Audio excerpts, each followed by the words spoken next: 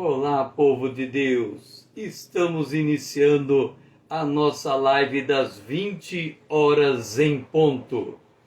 Desta vez vamos iniciar o módulo de número 9. Apocalipse, o módulo de número 9, a Igreja cruzando os séculos. Esta é a parte 1 deste módulo. Nós vamos dar início e o nosso objetivo desse módulo é compreender o cenário no qual se insere a igreja e a qualificação do vencedor da igreja.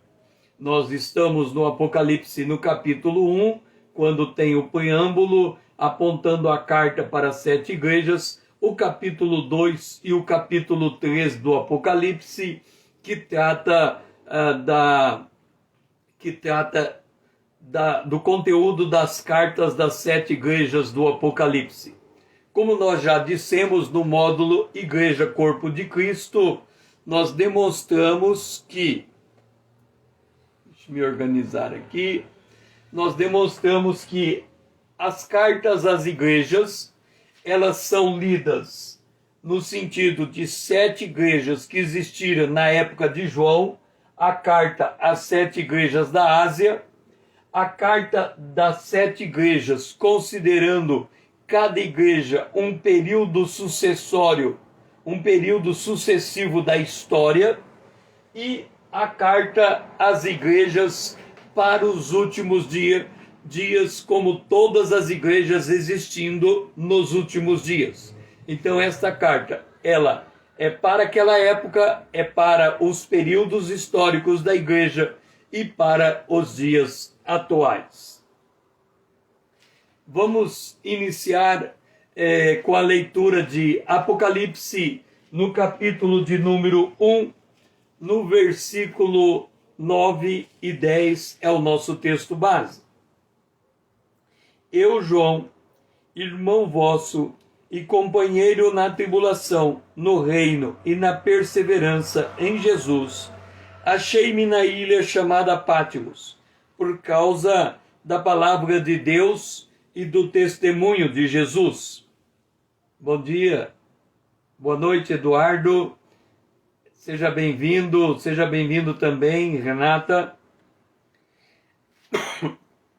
Achei-me em espírito no dia do Senhor, e ouvi por detrás de mim uma voz como de trombeta, versículo 11 de Apocalipse 1, dizendo: o que vê, escreve em livro, e manda às 7 igrejas, Éfeso, Esmirna, Pérgamo, Tiatira, Sardes, Filadélfia e Laodiceia. Então aqui está o preâmbulo dizendo que era para João escrever no livro e destinar as cartas às 7 igrejas do Apocalipse, que são nominadas neste verso. No capítulo de número 2 e no capítulo de número 3, nós vamos ver o desenvolvimento destas cartas, e a cada período da história que formos analisar, nós vamos nos aprofundar em cada uma destas cartas, porque hoje estarei mostrando a igreja cruzando os séculos, desde a época de Jesus até os dias atuais. Então, nós vamos fazer o seguinte movimento da revelação. Primeiro, fazendo a observação da maneira como João divide o livro do Apocalipse. As coisas que ele viu, as coisas que são e as coisas que hão de ser. Depois nós vamos recapitular que o livro do Apocalipse é uma advertência. E por fim, vamos explicar um juízo e como ele representa e explica o sofrimento embutido na vida da igreja, na atual dispensação da igreja. Bom, nós temos o nosso quadro profético. Lembrando, a eternidade passada, a eternidade futura. Deus criou os céus e a terra, Deus vai criar novos céus e nova terra. Jesus veio, morreu e ressuscitou, e ele está sentado à direita do Pai e vai voltar. O Espírito Santo foi derramado, dando início à dispensação da igreja, e a igreja será arrebatada. Nesse período depois do arrebatamento, nós teremos juízos com 7 selos, 7 trombetas e 7 taças, quando Jesus vai voltar. Então, nesse período, teremos selos, trombetas e taças, quando Jesus vai voltar. Então este é o nosso panorama, os nossos marcos proféticos, eles devem estar sempre em nossa memória. Aqui, esse período linhagem santa, ele é chamado também de domínio da morte. Por que domínio da morte? Porque não havia lei. Israel estabeleceu a lei, ou a dispensação da lei. E com a igreja nós temos a dispensação da graça. Então, observe que João, no capítulo 1, no versículo 19, Rose, seja bem-vinda. Observa que no capítulo 1, no versículo 19, João divide o livro do Apocalipse em 3 partes. Ele diz: escreve, pois, as coisas que você viu, as coisas que são e as coisas que depois destas vão acontecer. Então, as coisas que João viu nos dias da existência dele. Ali estão as coisas que ele viu. As coisas que são o período da igreja, a dispensação da graça. E as coisas que depois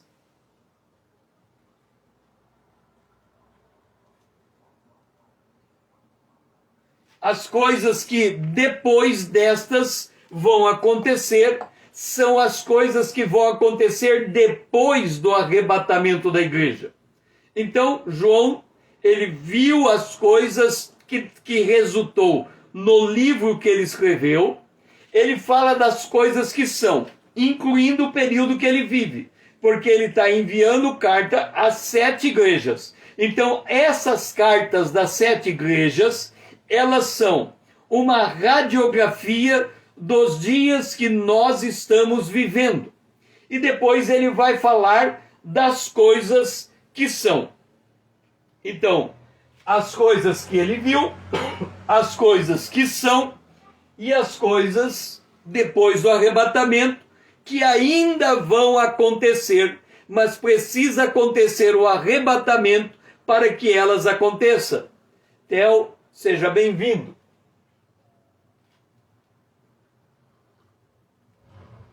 Então, esse quadro profético precisa estar na nossa cabeça para que a gente consiga se situar no livro do Apocalipse.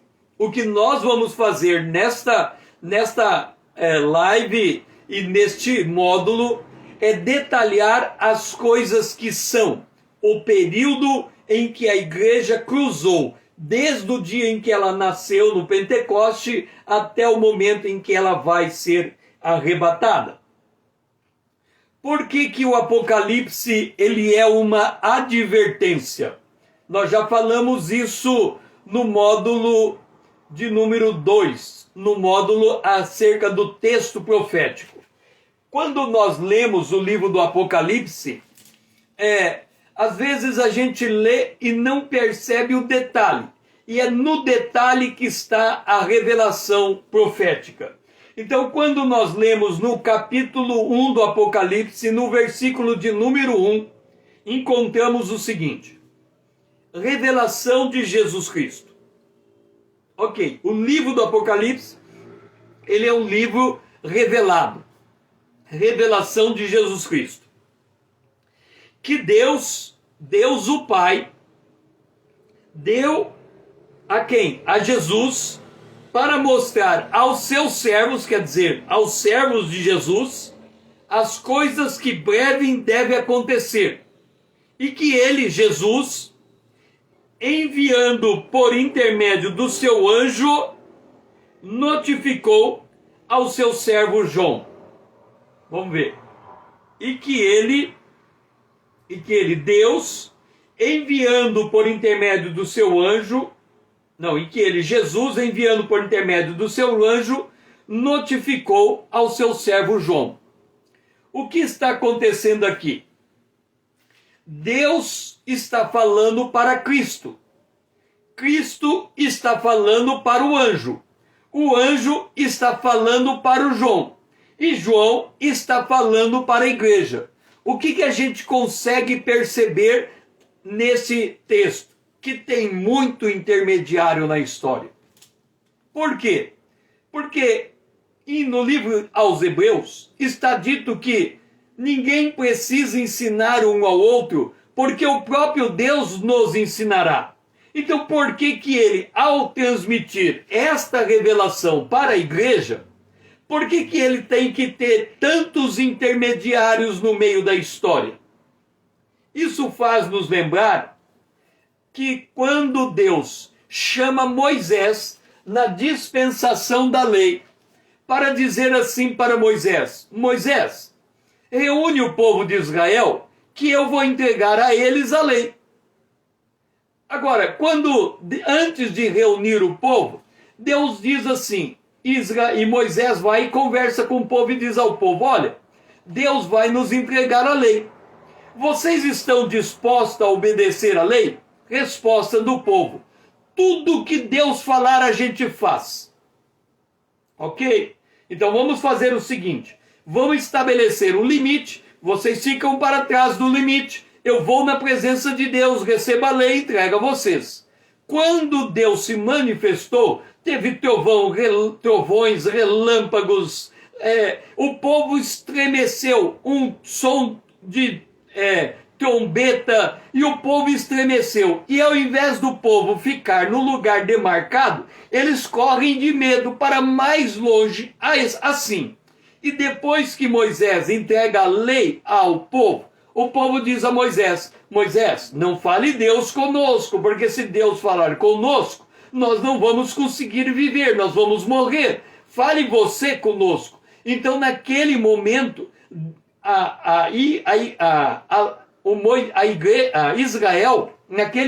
Israel pediu um intermediário para falar com ele. Eles não queriam ouvir a voz de Deus. Do mesmo modo, Paulo exorta a igreja.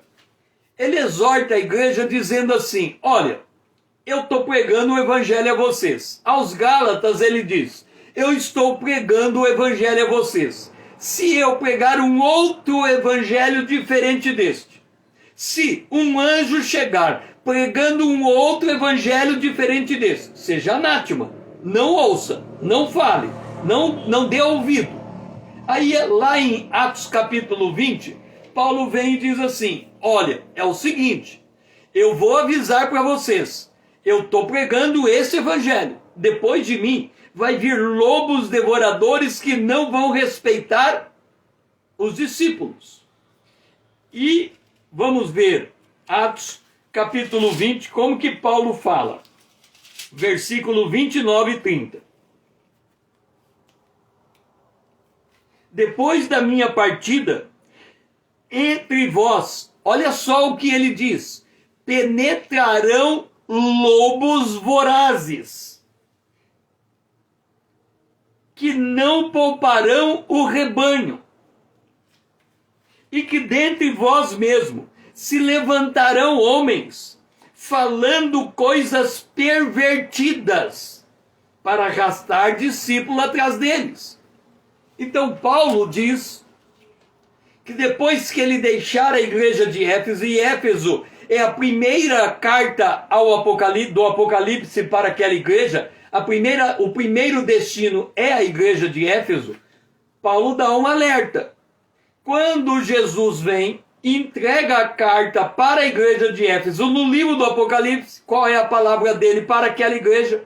Vocês deixaram o primeiro amor. Então, quando alguém deixa o primeiro amor, o relacionamento de intimidade com Deus deixa de existir. E a partir dali passa a ser um relacionamento baseado no medo.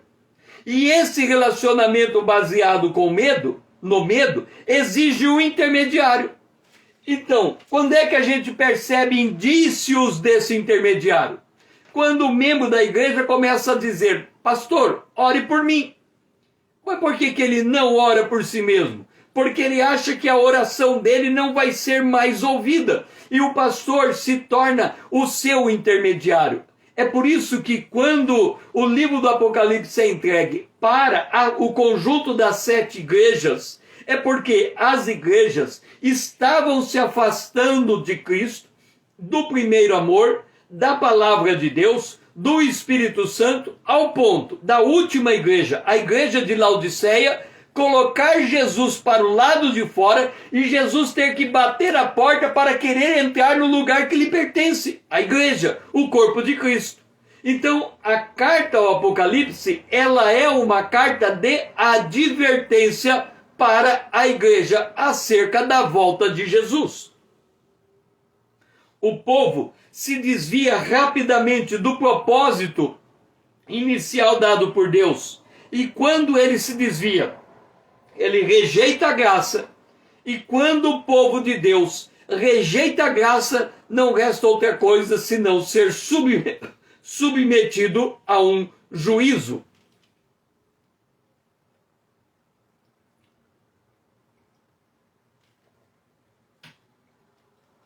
Note uma coisa muito importante. Quando nós lemos Gênesis, capítulo 3, vá junto comigo para Gênesis, capítulo 3, o versículo 16 a 19. Olha o que está escrito. 3,16. Olha o que Deus disse à mulher. Por que nós estamos pegando a parte do que Deus diz à mulher para falar a respeito da igreja? Porque a igreja, ela é, no gênero, ela é colocada como uma mulher, a noiva de Cristo. Ela está sendo preparada para ser a esposa do Cordeiro. Então a igreja é uma mulher, à luz da Bíblia. E olha só. E a mulher disse: multiplicarei sobremodo os sofrimentos da tua gravidez. Em meio de dores, dará luz a filhos. O teu desejo será para o teu marido, e ele te governará. Agora, olha o que Deus diz ao homem, no verso 19. No suor do teu rosto comerá o teu pão, até que tornes a terra, pois dela fosse formado, porque tu és pó, e ao pó tornará. Então, o que Deus está falando? Ele disse: mulher, porque você comeu o fruto proibido, a vida na terra será uma vida de sofrimento. Quando você tiver um filho, você vai ter dor para ter o filho e vai ter dor para criar o filho. E quando ele se tornar homem, Adão, você é pó e você vai voltar para o pó. E para comer, você vai ter que suar bastante. Esta é a consequência do Éden. O que então incomoda o ser humano desde a queda? A dor. A dor. E como é que a dor se manifesta ao longo do tempo?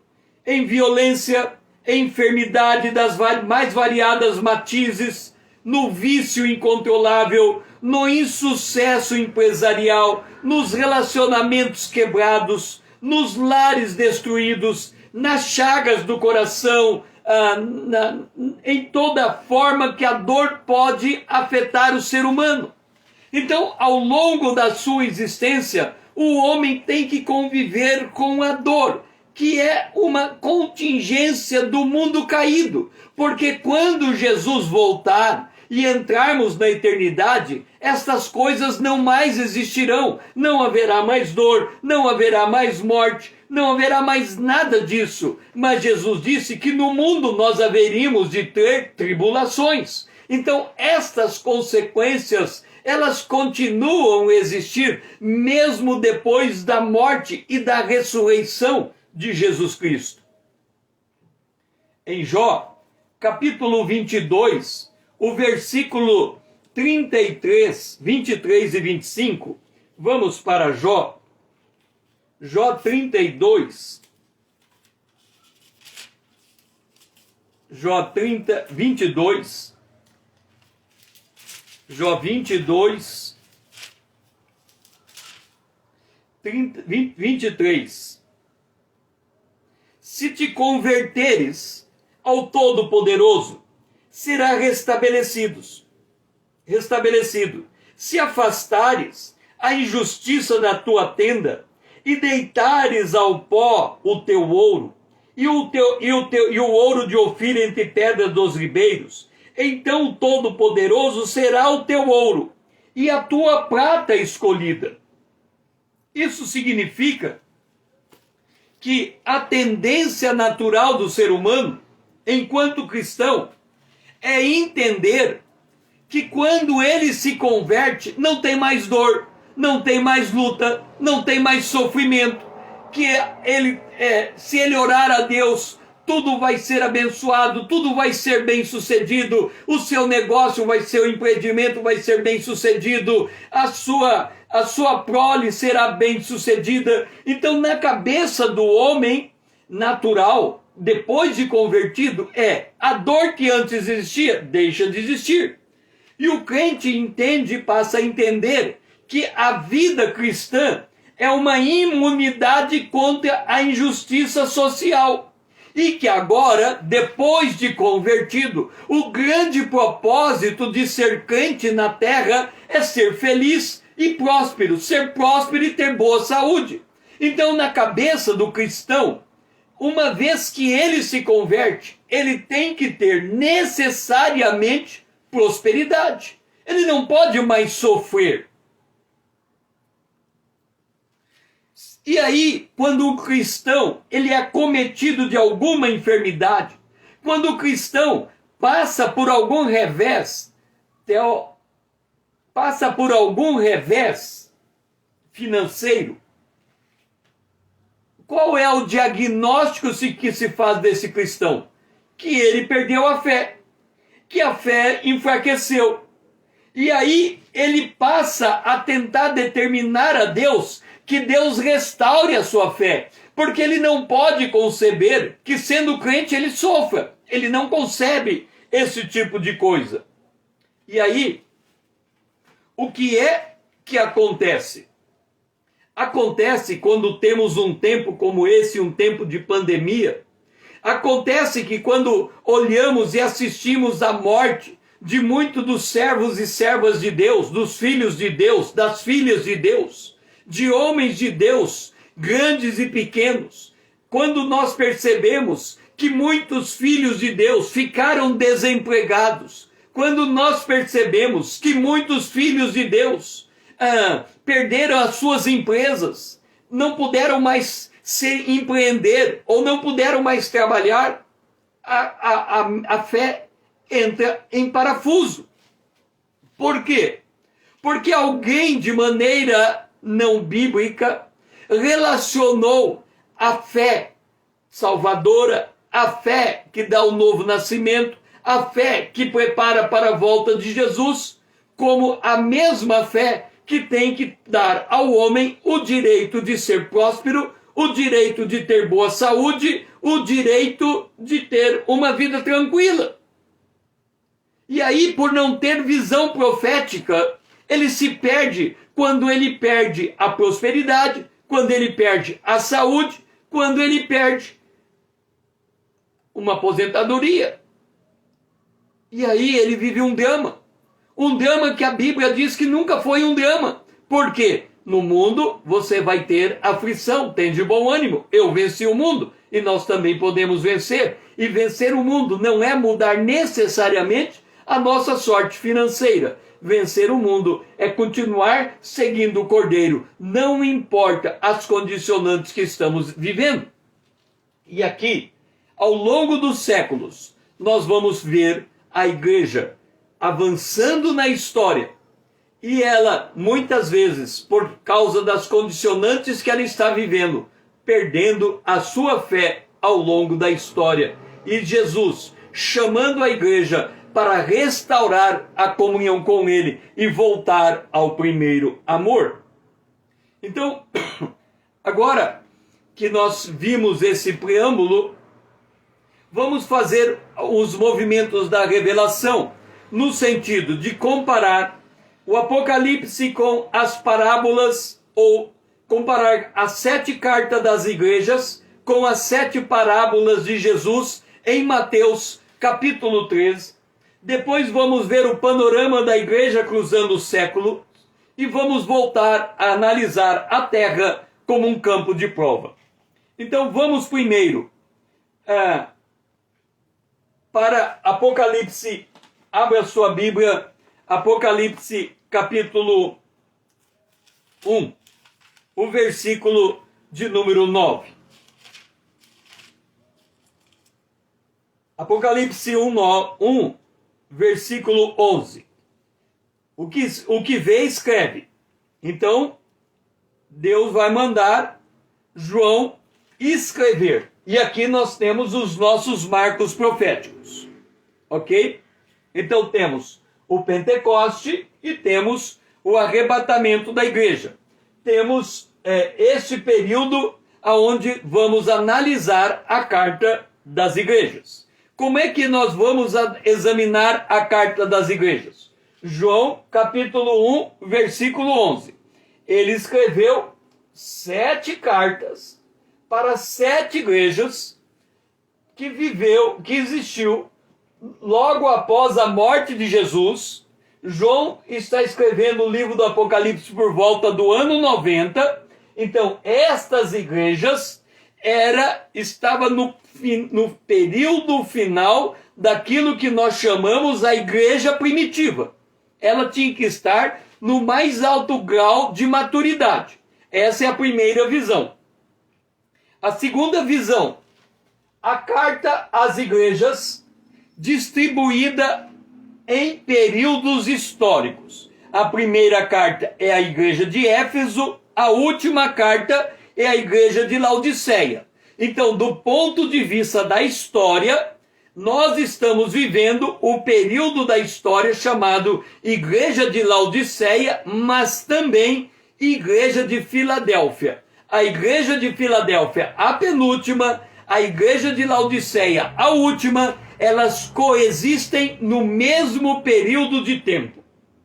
E por fim, nós enxergamos que no final dos tempos estarão presentes na terra, antes do arrebatamento, igrejas de todas as matizes, igrejas de acordo com todas as igrejas do Apocalipse.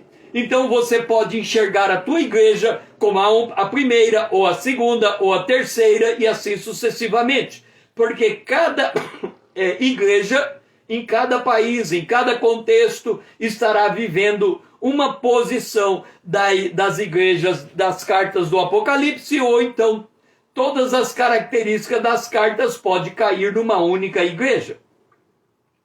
Agora, nós estamos falando que este período é o período das 7 igrejas. E agora eu quero que você abra a sua Bíblia em Mateus capítulo 13.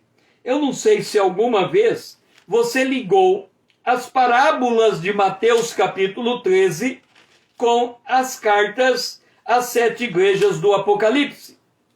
Aqui, no capítulo 13, nós temos a parábola do semeador, 1. A parábola do joio, 2. A parábola do fermento, 3. A parábola do tesouro escondido, 4. Não, a parábola do joio, 3. A parábola do joio, 2. A parábola do grão de mostarda, 3. A parábola do fermento, 4. A parábola do tesouro escondido, 5. A parábola da pérola, 6. E a parábola da rede, 7. Como é que nós vamos entender? Cada uma dessas igrejas, elas estão ligadas a uma parábola. Então, a primeira parábola é a parábola da semente. Essa aqui é igual à igreja de número 1. A segunda parábola é a parábola do joio. Essa aqui é igual à igreja de número 2. Nós temos a parábola da mostarda, do grão de mostarda. Essa aqui é igual à igreja de número 3. Nós temos a parábola do fermento.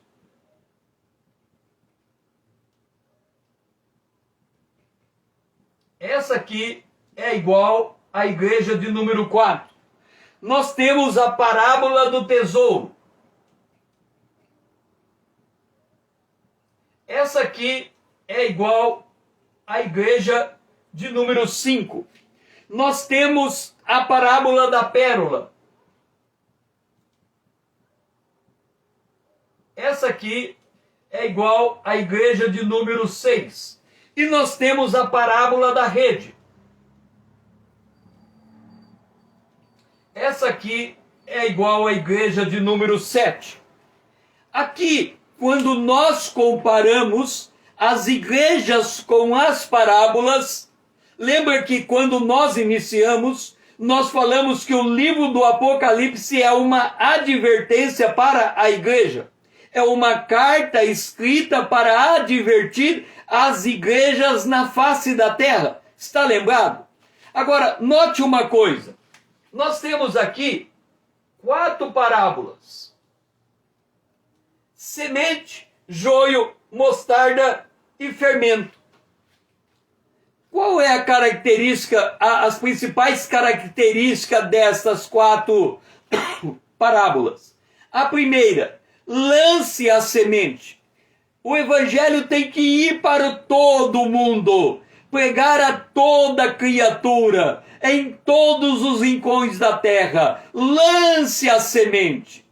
A segunda parábola, a semente foi lançada, mas o joio nasceu no meio da semente. O trigo se misturou com o joio. E Jesus disse que não pode tirar o joio do meio do trigo para ninguém correr o risco de arrancar a semente errada. Então, a semente chamada joio, ela tem que ficar até a consumação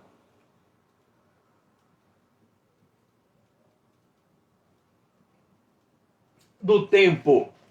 Isso significa que o joio e o trigo vão ter que conviver até a consumação do tempo, até o arrebatamento da igreja e depois do arrebatamento da igreja.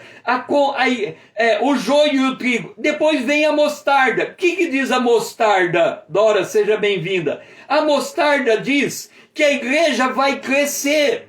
Ela vai crescer, mas os pássaros vão chegar nela. Ou seja, coisas estranhas vão se ajuntar na igreja. Ela se torna grande, mas ela também se torna abrigo de pássaros. Esta é a igreja crescendo. O fermento é que ela vai crescer, mas ela vai crescer inchando. Ela vai crescer de uma maneira falsa. Ela vai crescer e ela vai dar uma impressão de ser poderosa, mas ela é vazia. Por quê? Porque ela foi fermentada. O mal se inseriu na igreja. E aí, quando você chega nesse nível, que é a quarta igreja, a igreja é fermentada, como é que você agora tem que descobrir o evangelho? O evangelho, ele está escondido. ele é um tesouro escondido, ele é uma pedra de muito valor que você tem que comprar o terreno para alcançar. Significa que a igreja começa a chegar num estágio que é muito difícil encontrar o verdadeiro evangelho. O evangelho tem que ser achado por lupa. O evangelho ele foi corrompido de uma maneira tão grande entre a quinta e a sexta igreja que ele praticamente desapareceu da face da terra. O que tem é um evangelho fajuto, é um evangelho falso, é um evangelho... E aí, quando chega na última igreja, que você está pertinho da consumação do tempo, aí você tem que jogar a rede. Colhe qualquer coisa. Deixa vir para a igreja qualquer coisa. Vem gente convertida, vem gente ímpia, e continua ímpia dentro da igreja. E aí você tem pastor convertido, tem pastor ímpio, você tem membro convertido, você tem membro ímpio, e aí vira uma bagunça, um caos. Por quê? Porque a igreja perdeu a sua integridade.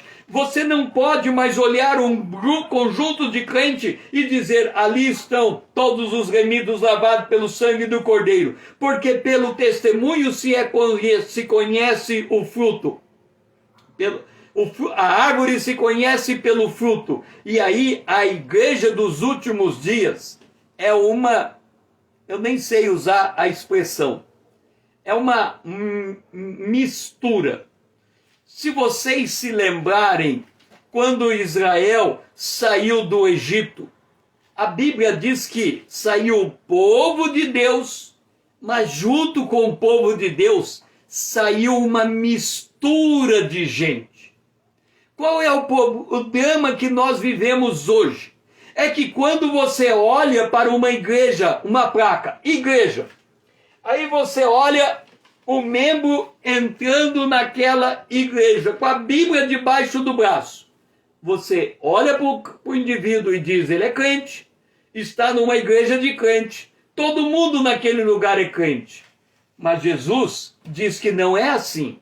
No final dos tempos, vai ser jogada a rede, vai vir muita gente para a igreja, e ele vai ter que separar aquilo que aproveita daquilo que não aproveita. Daquele que nasceu de novo, daquele que não nasceu de novo. Este é o quadro. Então, a parábola da semente diz respeito à igreja de Éfeso. A parábola do joio diz respeito à igreja de Esmirna. A parábola da mostarda diz respeito à igreja de Pérgamo. A parábola do fermento diz respeito à igreja de Tiatira. A palavra do tesouro diz respeito à igreja de Sardes. A parábola da pérola diz respeito à igreja de Filadélfia. A parábola da rede diz respeito à igreja de Laodiceia. E agora,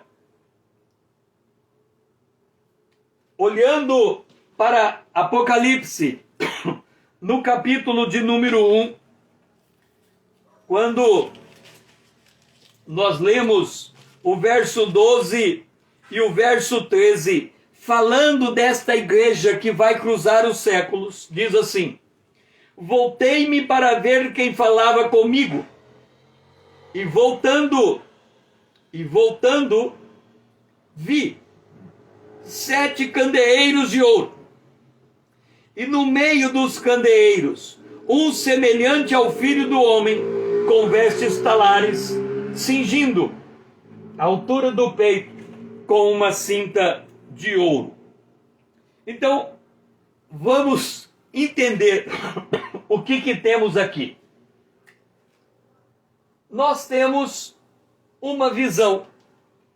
E esta visão, nós temos 7 candeeiros. 1, 2, 3, 4, 5, 6, 7 candeeiros. Na verdade, o candeeiro tem 7 hastes, né?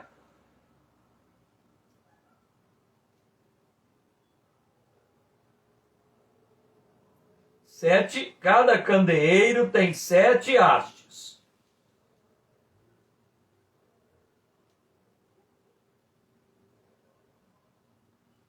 Agora, já falamos disso antes, e aqui está uma lição espiritual muito profunda. João está no Apocalipse, lá na ilha de Patmos, recebendo a visão do Apocalipse. Ele está distraído, preocupado com a vida, ele está preso, ele foi preso por causa do testemunho de Jesus. O que é que João estava pensando naqueles dias? Ele estava pensando o que Jesus havia falado para ele. Jesus havia dito para ele, aliás, não falou diretamente para ele, Jesus falou para Pedro e ele ouviu. Pedro perguntou para Jesus: Senhor, o que vai ser da vida de João?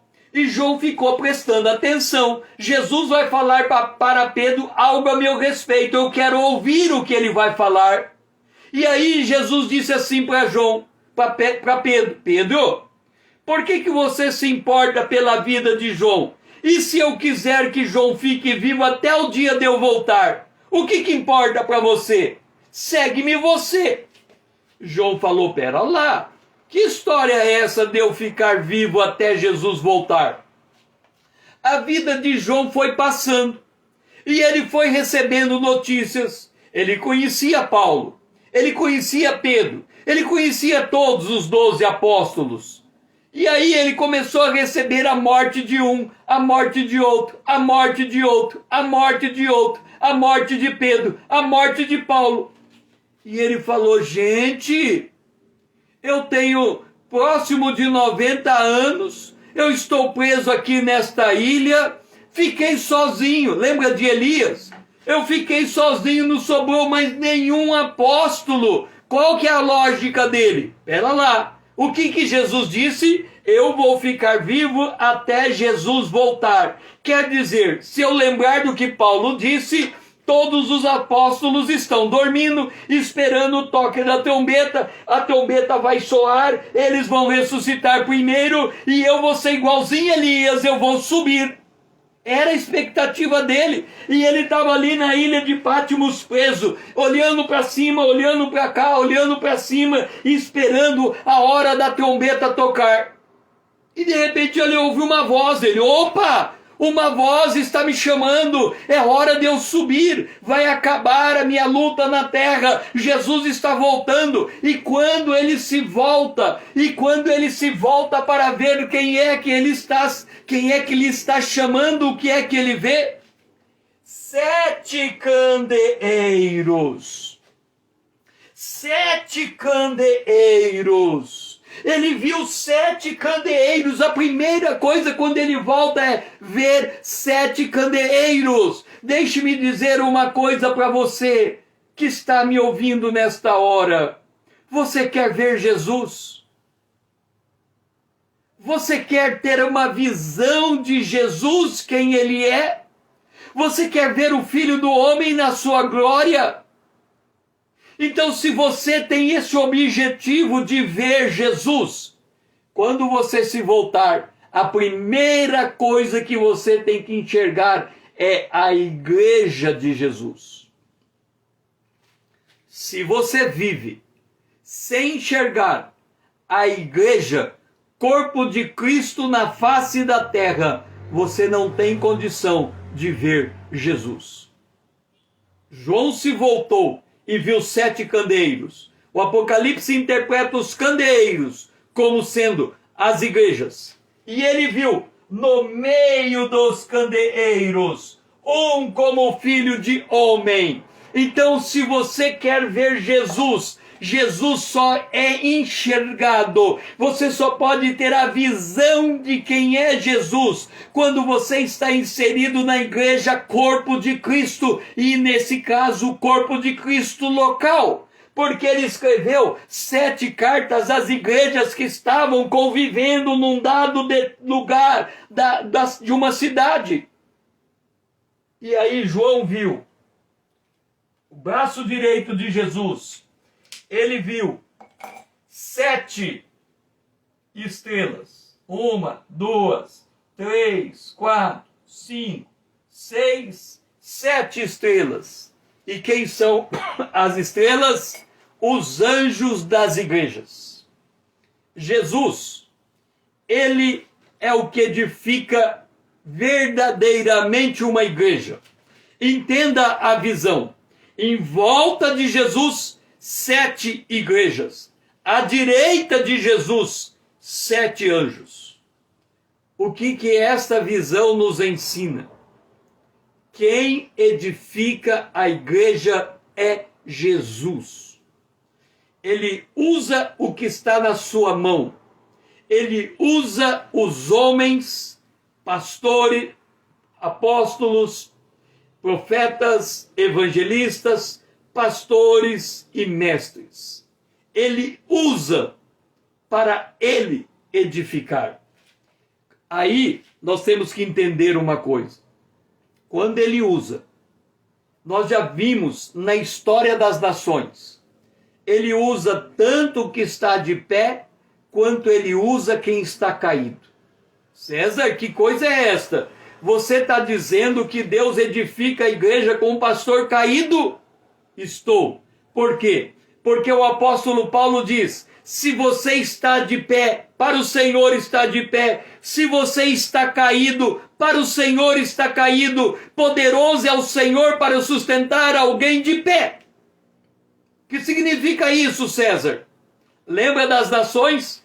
Quando Israel se levantava na presença de Deus, na direção de Deus, nenhum inimigo podia contra Israel. Mas quando Israel caía da presença de Deus, Deus enviava o inimigo contra Israel e Israel era feito prisioneiro. Da mesma maneira, 1 aos Coríntios, o capítulo 11, quando participamos da ceia, por não discernir o corpo de Cristo, muitos estão fracos, muitos estão enfermos, muitos estão morrendo, dormindo. Por quê? Porque não foram aptos a discernir o corpo de Cristo. Quando você vai para a carta de Pedro, Pedro diz assim: importa que o julgamento comece no povo de Deus, na igreja. Se o julgamento começa na igreja, aonde será o fim dos ímpios e dos desobedientes? Quando nós olhamos para a palavra de Deus, a palavra de Deus diz que o Filho de Deus, ele é corrigido, porque se Deus não corrige o seu filho, ele é bastardo. Então nós temos que abrir a nossa mente para a maneira como Deus trata a sua igreja. Porque na nossa mentalidade romântica, porque é uma mentalidade romântica, ela não é de acordo com a palavra de Deus. Na nossa mentalidade romântica, Deus só edifica uma igreja quando o seu pastor está de pé. Se o seu pastor cai, a igreja deixa de ser edificada. Esta é uma visão romântica de mundo. Porque na visão de Deus, ele edifica uma igreja, quer o seu pastor esteja de pé, quer o seu pastor esteja caído, porque quem de fato edifica a igreja é Cristo, e ele não depende necessariamente da postura e da condição do pastor. Aí você vai dizer: César, o que é isso? Você vai perceber isso analisando a história profética da igreja cruzando os séculos. Porque vai chegar um determinado momento que essa igreja vai estar tão corrompida que para encontrar um filho de Deus, você vai ter que pegar ele pela pinça. Mas nós, que temos uma visão não profética, nós que temos uma visão romântica, nós que temos uma visão de acordo com o nosso coração, nós nos tornamos igual à igreja de Laodiceia. A igreja de Laodiceia, ela diz: eu sou rico, eu sou abastado, eu não tenho nada de falta. E Jesus vem e diz: olha, você é pobre, você é miserável, você é cego e você é nu. Então, para nós entendermos a palavra profética, nós temos que tirar os óculos do romantismo e ver a realidade como ela é, à luz dos olhos de Deus. Porque senão nunca vamos entender como é que Jesus pode edificar uma igreja em qualquer condição que esta igreja se encontre. Quer ela esteja de pé, quer ela esteja caída. Vamos pegar um exemplo. A igreja de Éfeso. Estas 7 igrejas, as 7 igrejas, existiam nos dias de João.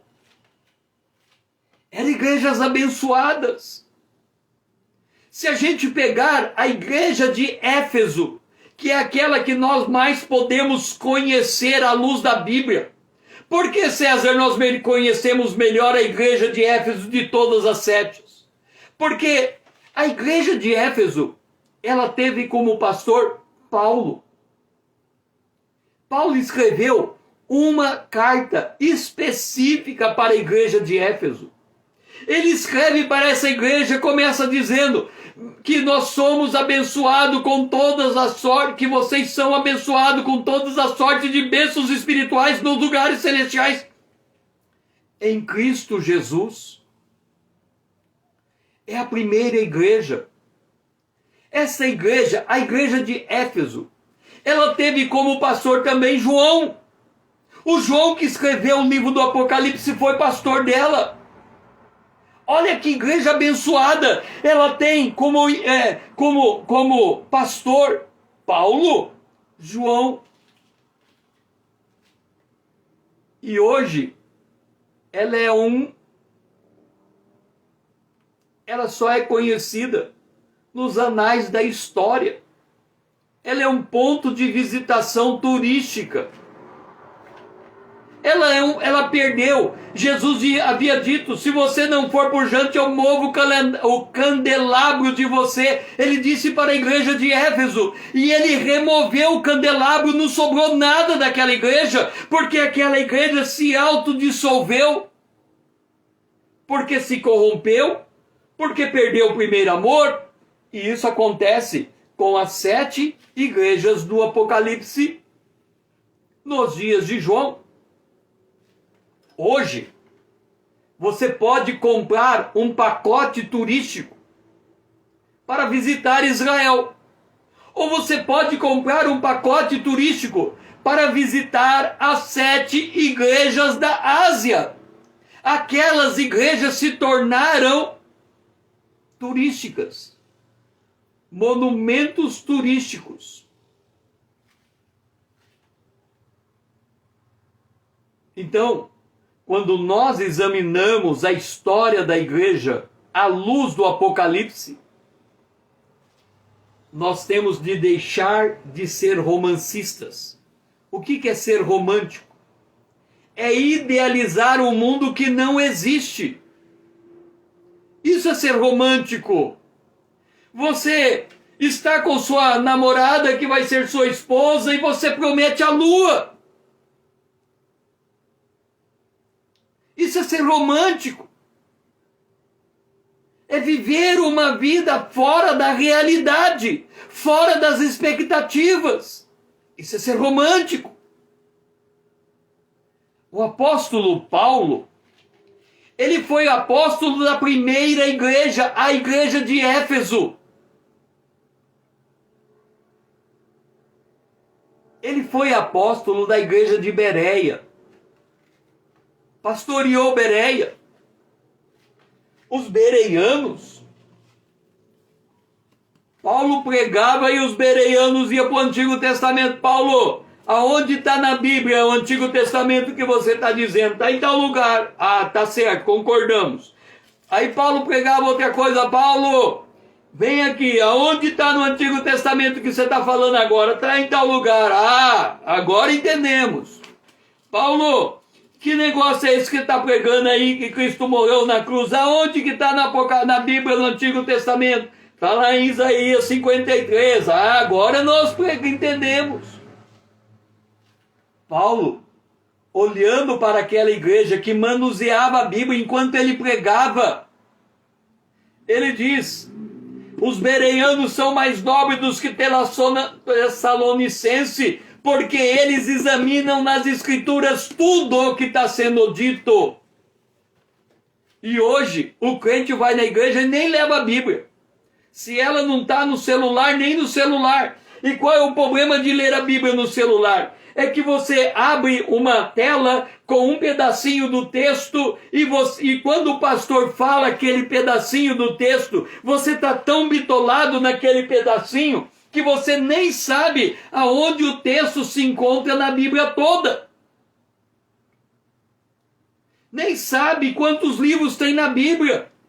Nem sabe o que é o Antigo e o que é o Novo Testamento. E aí vem Paulo e diz assim: vão entrar no meio de vocês lobos devoradores, que não farão caso das ovelhas, do rebanho. E o que acontece?